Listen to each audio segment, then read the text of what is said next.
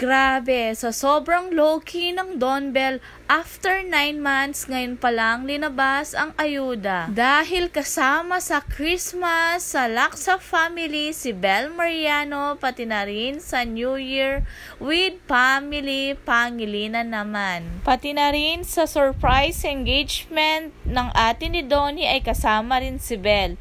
At pati nung may play school si Solana, present na present siya. Literal na party na siya ng pamilyang Pangilinan. Pinagtagpi-tagpi ang mga posts nila Donnie at ang daddy niya na December 18, 2022 na ipinakilala ni Donnie sa angkan na Lacsa family. Sabi pa nga ng mga netizen, pati sa mother side ni Donnie, kilalang kilala na si Bel. At kahapon, opening na ng tinayong shell na business ng Team Pangilinan. Grabe, napakasipag nilang dalawa at si Bel naman ay parang may photoshoot. Sabi nga ng mga netizen, yung mga kasama nila sa ABS-CBN Ball ay nag-beauty rest na. Samantala, ang Don Bell ay talagang todo ang kanilang trabaho.